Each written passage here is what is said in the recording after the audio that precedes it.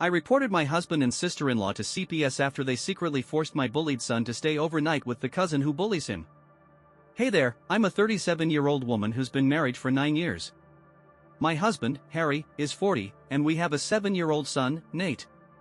Harry's sister, Kim, has a son about the same age, Dean. Our kids used to be close, played together almost daily, until things started to change.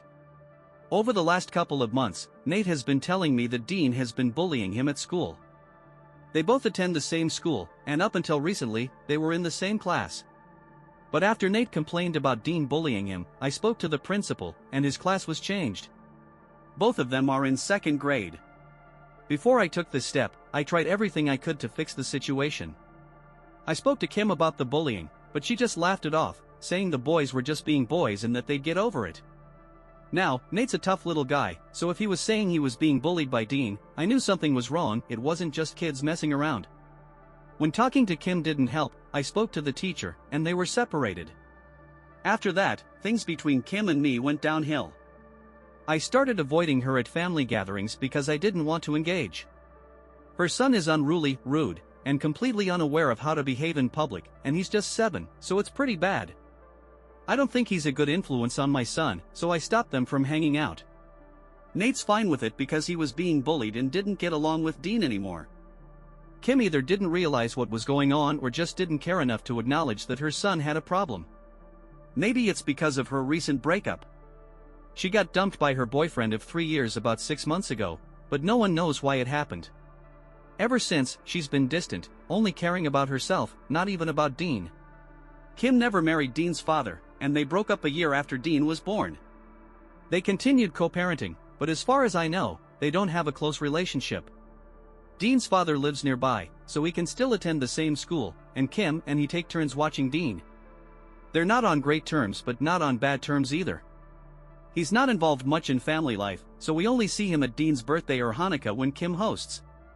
He seems like a decent guy who loves his son. At Dean's birthday 3 months ago, just before Nate and Dean were separated at school, Kim seemed upset with her ex over something, but we didn't know what. I assumed it was because of Dean's behavior at the party, but Kim acted like everything was fine. I didn't even want to go to that party, and Nate didn't either because of Dean's actions, but my husband insisted. So, we went. I didn't want to fight over it, so I figured just showing up was enough. We went, made an appearance, and left. Everyone was happy, or so I thought. A couple of weeks later, Nate's class was changed, and Kim and I didn't talk one-on-one after that. A few days ago, I sent out invitations for Nate's birthday party. I invited many of the kids from his class, but I didn't invite Kim or her son, since Nate didn't want Dean there, and honestly, neither did I. When Kim found out that I hadn't invited her but other kids were invited, she was furious. She called me, demanding an explanation and insisting her son be invited. I told her the real reason why Dean wasn't invited. I didn't sugarcoat anything. I told her I thought she was letting her son behave terribly, and while I understood her breakup might be affecting her, it didn't justify letting Dean get away with bad behavior. Even if she thought it was okay, that's something she should have kept in her own household, but I wasn't going to allow my son to be a part of it. Dean had bullied Nate enough to make him not want to see him again. To me, my son's well-being was more important than maintaining any family relationship. Kim was furious, said a lot of hurtful things about me and my son, and then hung up. Honestly, I wasn't surprised. It was bound to happen. It didn't bother me because, frankly, we weren't close. After she refused to deal with her son's behavior, I mentally cut her off. I tried to stay cordial for my husband's sake, attending Dean's birthday out of respect, but her son's behavior had only gotten worse. Now, there was no reason for our sons to be friends when they clearly didn't get along. When my husband found out, he wasn't happy, but he didn't say anything. Nate's birthday is in 4 days, and after that phone call, Kim didn't try to discuss the invitation with me. 2 days ago, I had to attend a wedding out of town, so I stayed overnight. After the wedding, my husband told me he couldn't attend because of work, and Nate didn't want to go since he'd have to miss school for a day. So, it was just me attending. It was a 4-hour drive, and the wedding and after party wrapped up by 11 o'clock. I called my husband once I arrived at the hotel to check on him and Nate, but to my surprise, he told me Nate wasn't there. I was confused because it was really late, and I thought Nate would be home. I asked where he was, and my husband told me Nate was with Kim. I was shocked because I had made it clear that I didn't want Kim or Dean around Nate, not for personal reasons, but because Nate didn't want to be with them. After I got over the shock, I lost it. I told my husband to get Nate home immediately. He said I was overreacting, that they were just kids and could work it out by having one sleepover. Kim had apparently come by to pick up Nate from our house, and my husband let her. He thought it was fine because she was family and believed Nate needed to toughen up and learn to be friends with his cousin. I hung up on him because he was talking nonsense, and I called my parents to have them go to Kim's and bring Nate home to their place until I could get back. I also called the cops, who got Child Protective Services involved, and they went with my parents to bring Nate home. I don't know exactly what happened there, but when I heard from my parents, I found out Nate was upset and had been crying a lot. He even refused to have dinner at Kim's house because of things Dean had said about me, which he probably overheard from his mother. Kim sent Nate to bed without dinner. Nate was relieved to leave and go home with my parents. I didn't rest until I knew he was safe. Even then, I was shaking from how overwhelming the whole situation had been. I started driving home as soon as I knew Nate was with my parents. I'd already told the cops I wanted to press charges against Kim and my husband. I had to be there in person, so I left the hotel at 11:30, headed to my parents' place, made sure Nate was okay, and then went straight to the police station. I pressed charges against both my husband and his sister. They were detained for a day but released afterward. They were told they'd have to stay in the state until the charges were resolved. I felt like they got off lightly because, essentially, Kim had taken my child from his home without my consent, and that was completely wrong. Sure, Nate wasn't physically harmed, but he was emotionally distraught. He didn't even want to go to school the next day because he was scared of running into Dean again and being bullied. There had been roughhousing before, but this was different. If a 7-year-old is scared of another kid to the point where he's terrified to even see him, that's a serious problem. I didn't let Nate go to school, and I've decided to file for divorce and full custody of him. I don't think my husband is fit to handle a child if he's willing to put his family over our son's emotional and mental well-being. He didn't even apologize. Once he got his phone back, he texted me, saying what I did was disgusting and that I wasn't fit to be a mother. He told me I raised a sensitive girl, not a son, and he didn't agree with how I was handling things. Now, I have to choose between coming back to him and raising Nate on his terms or fighting him for custody. I didn't respond, but a couple of hours later, I got another message from him. He said Kim was in the hospital because of me. Apparently, because of my reaction, Kim's ex decided to file for full custody of Dean and came by to take him, believing she couldn't raise him properly. She couldn't stop him because he brought CPS along. Given she was already facing charges for her treatment of Nate, things didn't look good for her. Dean was taken from her custody. She tried to handle it by throwing a tantrum, smashing things in her house. One of those things was her glass coffee table, which shattered, causing glass to spread all over the floor. That's how she injured herself. My husband and his sister are blaming me for everything that's happened, saying I triggered all of this. Even though I knew Kim was going through a rough breakup, I still called the authorities on them for what they're calling a petty reason, despite knowing Kim's been unstable. He's gone as far as calling me a homewrecker, claiming not only have I ruined my marriage, but I've also torn Kim's family apart. The thing is, Kim and her ex were never married, so I don't get how I'm to blame. I don't even know how to process all of this. After everything went down, I filed a report with Child Protective Services against my husband and his sister for letting Kim take our son to her house, even though she has a history of bullying and scaring him. Update 1. Hey everyone, thank you so much for all the support I've received. It really means a lot to have people in my corner, especially since everyone else, aside from my parents, has turned against me. People are upset that Kim hurt herself, and she ended up in a rehab facility due to a complete breakdown. What doesn't make sense to me is why my husband's family, and even some of our friends, are blaming me for everything. If anything, what happened just proves that Kim isn't fit to care for a child. This situation could have gone even worse if her son had been with her when she had that breakdown. I probably did everyone a favor. But mostly, people are accusing me of overreacting and being too sensitive. How is that even possible? She literally took my kid out of his home, and my husband let her. Then he tried to act like it was fine, even though he knew Nate didn't want to be around Dean. The only reason I called the cops is because my husband wouldn't step up and take care of his son. The kid's not even 10 yet. Kim never saw the need to discipline her child, and because Nate was upset and stressed, she thought sending him to bed without dinner was a good idea just because he wanted to go home. Yet, no one seems to think it's a big deal, just because Kim's been through a tough time and ended up in a psychiatric ward. It feels completely unfair that I'm being blamed for what she did when I had no part in it. If she was that overwhelmed, she should have gotten professional help sooner, but she didn't.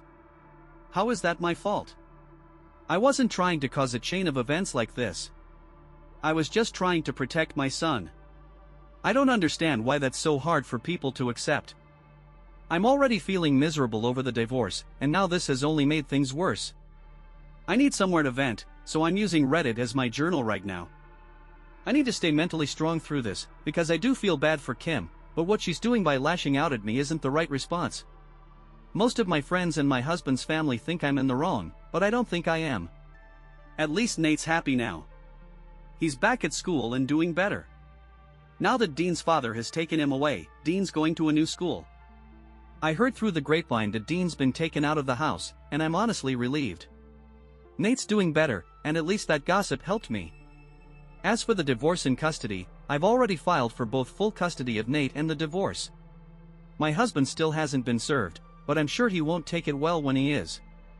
I've also had my lawyer look into our finances because 9 years is a long time, and I'm not going to let him screw me over just because his family suddenly dislikes me.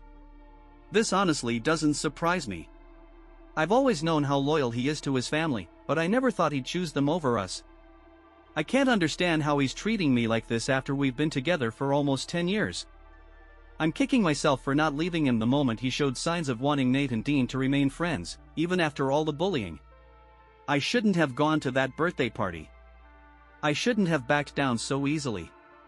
Maybe then we could have ended our marriage without so much drama, but I tried to give him a second chance, and now here we are.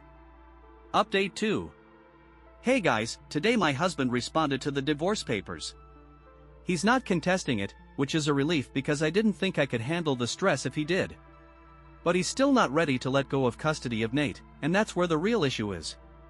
My lawyer and I were prepared for this, so we'll see how it goes. I think it'll work in my favor since what he did doesn't make him look like a responsible parent. He hasn't even visited Nate or me since I left, and I've been staying with my parents. He hasn't bothered to check on Nate at all, which is kind of surprising, considering he wants custody. I find it kind of funny, but since it works in my favor, I'm okay with it. Nate's been asking about his father, and it's going to be hard breaking that news to him, but I know I'll have to do it soon.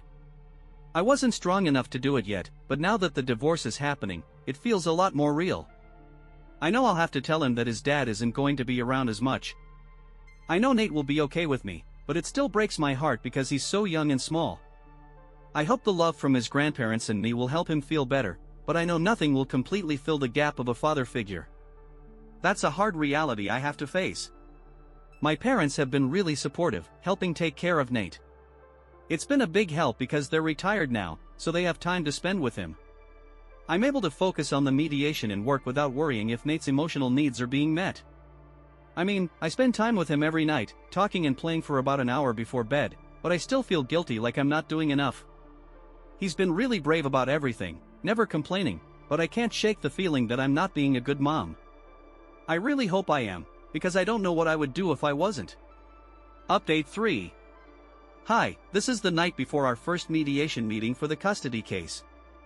It's about 3 a.m. right now, and I'm shaking even though it's warm outside. I'm shivering from the shock of what my soon-to-be ex-husband did tonight. Nate and I were just about to go to bed when the doorbell rang, and my dad came into our room to tell me my husband was at the door. I didn't know what was going on, and neither did my dad. I told him I didn't want to talk to him, so he needed to leave. My dad said my husband seemed completely out of it and suggested I call the police. Before I could even respond, I heard my husband shouting my name from downstairs. Then he started yelling horrible things at me. I was scared, and Nate was too, so I told my dad to call the cops right away. We barely had time to dial 911 when we heard glass breaking from downstairs, followed by my husband laughing loudly and the sound of a car speeding off. We knew he'd left. My mom had been asleep, but when she heard the glass shattering, she rushed upstairs to check on us. Thankfully, we were all okay, but we were all in shock. We didn't move or do anything until we were sure he was gone. We'd heard him drive off, but it still didn't feel real. When we finally went downstairs, we saw the damage. He'd thrown a potted plant through the living room window. There was glass everywhere. We called the cops and pressed charges for property damage and harassment. It turned out he'd been drinking and celebrating that he'd finally gotten rid of me. It was his family's idea to show up at my house the night before the mediation, trying to mess with me. They didn't expect things to go the way they did, and when we met at the police station, my husband's mother begged me to let the incident slide, claiming it was just a prank. I had to hold myself back, but I ignored her and went home. A few hours have passed, and I still can't process what happened. The man I thought I knew, the one I loved for so many years, is capable of doing something like this. Nate had fallen asleep, but he asked if he'd heard his father's voice. I didn't know what to say, so I stayed quiet. It's better this way. He doesn't need to know what happened. I'm still in shock, but I've told my lawyer everything. Since I don't think my husband will show up for the mediation tomorrow, I'll be filing a restraining order against him in the morning. Update 4. Hi, everyone. I have great news for those who have been following along and supporting me. My divorce is final. It took a while, but the court fast-tracked the process because of the circumstances. I also have full custody of Nate now, and I'm relieved to think I'll never have to deal with my husband or his family again. I'm grateful for that. Kim is still in rehab, and as for my husband, he'll probably face legal consequences for everything he's done. I'm going to therapy with Nate to help him work through everything that happened. We're also planning a mother-son trip to help cheer him up. It's been a tough time, but I'm hopeful about the future. Thank you again to everyone who's shown me love through this.